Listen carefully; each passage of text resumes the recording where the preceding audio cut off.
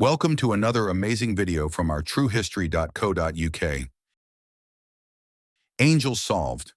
If you think fallen angels and angels are the same, please watch my video called Watchers/Fallen Angels Solved. This will show you they are not. Here's the mainstream version of what an angel is. Angels are typically described as supernatural beings or messengers of God, often depicted as benevolent, spiritual entities that serve as intermediaries between the divine and humanity.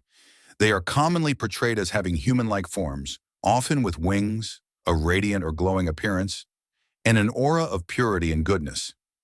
Angels are believed to guide, protect, and communicate divine will, sometimes intervening in human affairs.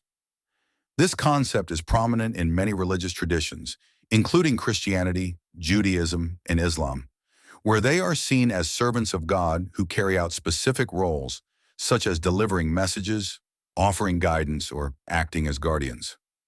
Let's break this down and pick it apart. The word angel originates from the Greek word angelos, which means messenger or envoy. This Greek term was itself a translation of the Hebrew word mala'ach, which also means messenger. The first known instance of a word meaning messenger, being explicitly associated with a deity, appears in ancient Mesopotamian texts, particularly in Sumerian and Akkadian mythology, dating back to around the 3rd millennium BCE. In Sumerian mythology, the term Sukal was used to describe a divine messenger or attendant of the gods. Let's think about that for a moment. The first ever messenger to a god was for the Anunnaki gods. That is their race name, see my other videos for evidence, in Mesopotamia. What's the chances that an almighty God also needed messengers, also in the Middle and Near East? There was people all over the planet at this point, and yet the almighty God selected the Middle and Near East to be the place where he has messengers, aka angels. The same place where the Anunnaki gods also had messengers, aka angels. Remember, the first gods to have priests were the Anunnaki.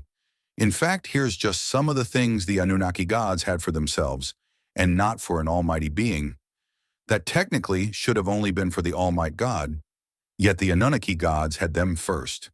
Temples, council of gods, creation of humanity, sacred texts and myths, divine kingship, knowledge and wisdom of the solar system, worship, immortality.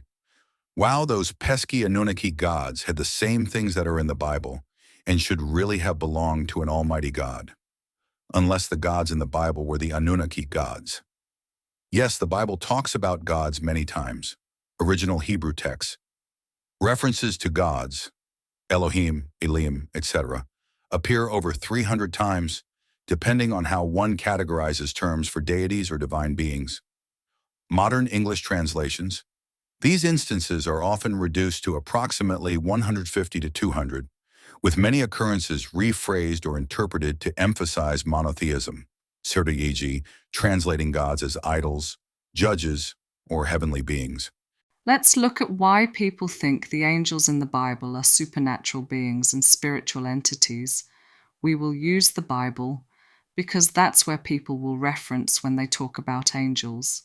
The first mention of an angel in the Bible appears in Genesis 16:7, where the term Malach Yahweh, messenger of the Lord, is used. Here's the passage.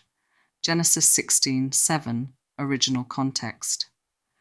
The angel of the Lord found Hagar near a spring in the desert. It was the spring that is beside the road to Shur. Knowing that the word angel means messenger, let's look to see if that sentence shows supernatural beings and spiritual entities. The messenger of the Lord found Hagar near a spring in the desert. It was the spring that is beside the road to Shur. Nope. In the Hebrew Bible, Old Testament, angels are mentioned approximately 100 to 120 times. Most references use the Hebrew word malach, meaning messenger. In some cases, this word refers to human messengers, so the context determines whether it means angel. Don't you find that interesting that an angel could have been human? Well, a messenger could have been human for sure. Whereas in the New Testament, angels are mentioned approximately 165 to 175 times.